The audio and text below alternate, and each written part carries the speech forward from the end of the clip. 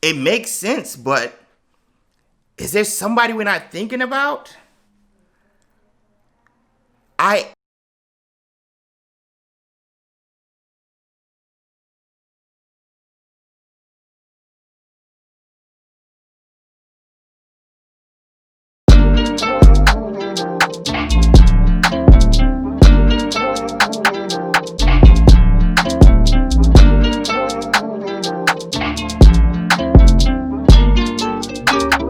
Brian Little. Yoga.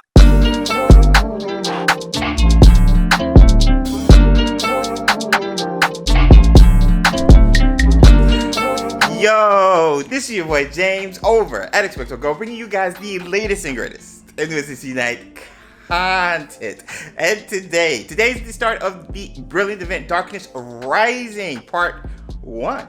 And yo, your boy is about to go out, start vlogging, and see how far we can get in regards to the task and the storyline.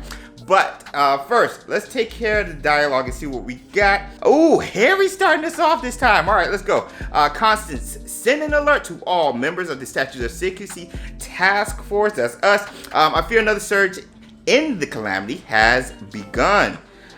Constance, we have noticed an uptick in foundables of a dodgy sort.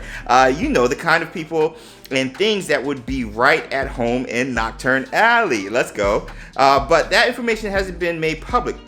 I haven't even told Hermione yet. How did you find out? Wait, that's a great question. This is going to sound mad, but ever since I manipulated the calamity, I felt oddly connected to it. It's difficult to describe how I knew a surge was. He knew? If I had to put it into words, I'd compare it to the feeling of electricity in the air before a summer storm. If he can feel when it's coming, yo. Fascinating. Can you glean any other information about the surge? Great question, Constance. I can tell that someone's guiding. Yo, are we gonna find out who's controlling it? But not specifically who. Okay. What is clear, however, is that we must put an end to the surge and return everything that's been snatched. There's something about this surge that more than any other fills me with such dread.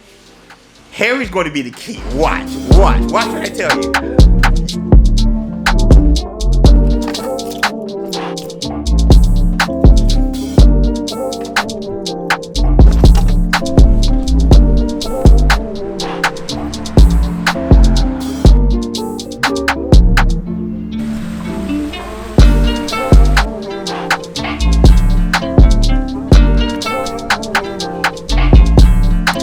So let's go right into our task. What do we get? Collect 2 ingredients portmanteaus, already done. So we're going to collect that. Then brew tonic for trace detection 2 times and return 10 brilliant poacher foundables. Yo, Valky. All right, let's do this. 500? I'll take that crit though. Oh yeah, I'm definitely gotta say an ore for this. Boom. All right, so that's our first poacher. Yo, this is going to be tougher than I thought. Let's do this.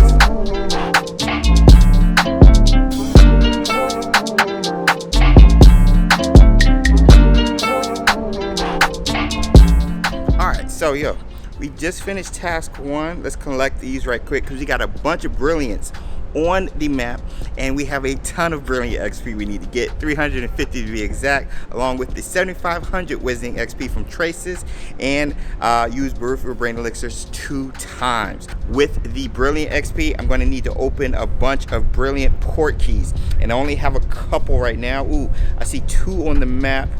Ooh, yes.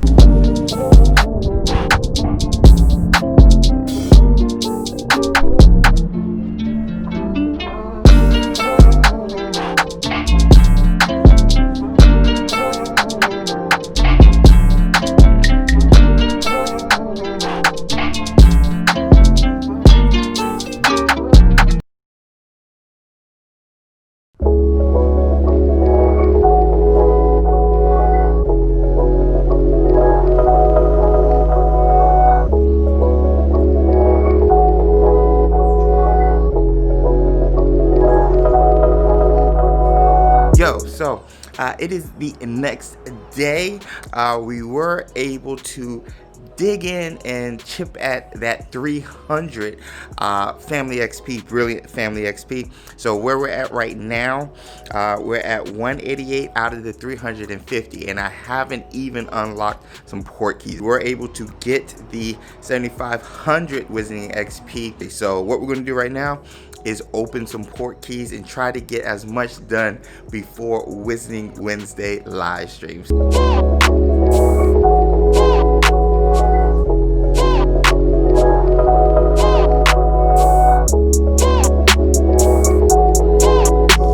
Alright, so we have all of the 300 brilliant family XP needed for that task. I'm going to pop a Barufio Brain Elixir, and we're going to move on to task number 3. Alright, so 15 brilliant Snatcher foundables and hit up some wizarding challenges. So hopefully we'll get to task 4 right before Wizarding Wednesday live stream. Let's do this.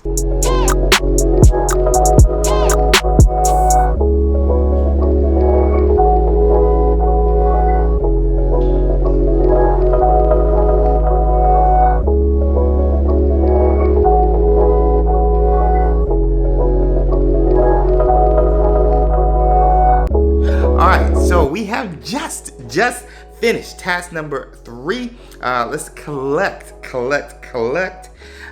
these rewards and the bonus rewards and move to task number 4, where we have complete 5 wizarding challenges with 3 or more teammates, complete 15 wizarding challenges, and earn 7,500 wizarding XP from wizarding challenges. And this is perfect timing. We're about to go live for Wizarding Wednesday, so this is very good. I should be able to complete task 4, use my other device, and collect the rewards and start the bonus assignment, which I'm very excited about.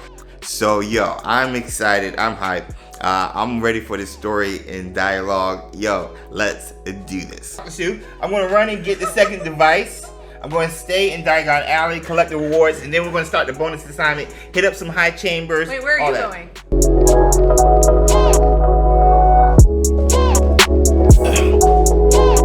Alright, so day 6 of the brilliant event, day before it actually ends, Darkness Rising Part 1. So let's dive right into it. What we're going to do, we're just going to read what they're saying in regards to the dialogue, and then I'm going to react and share my thoughts after the fact.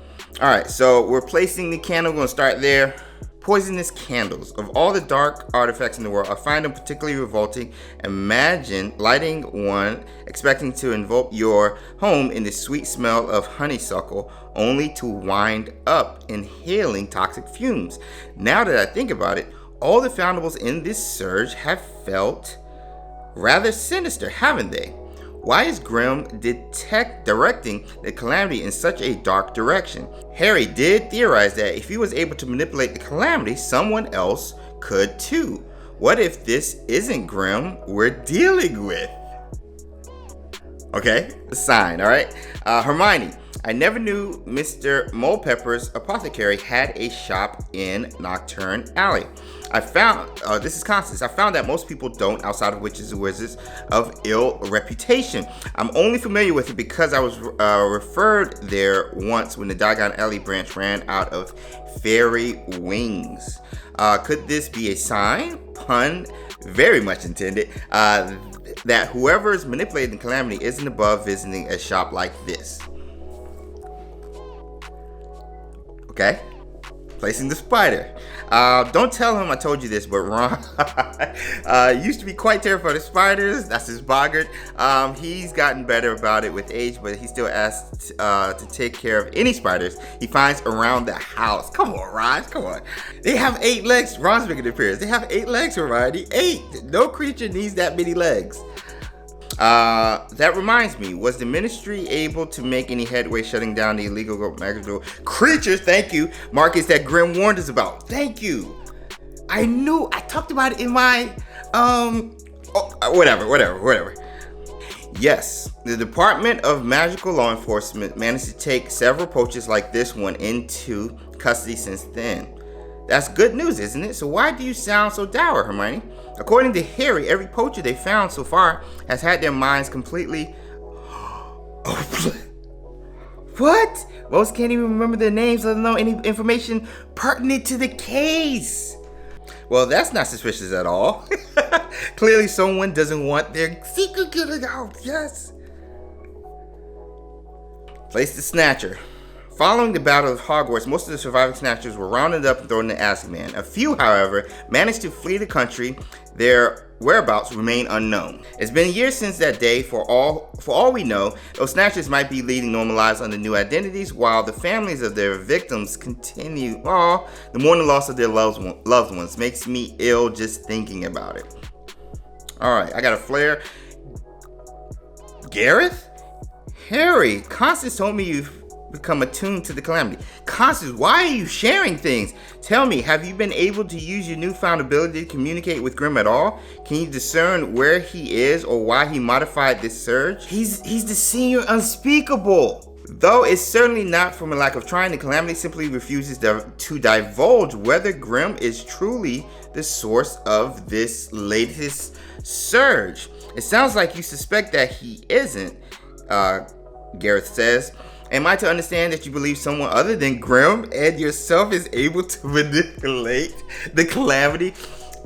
Okay, Grim's previous surge have all seemed like attempts to communicate with us. This one feels different.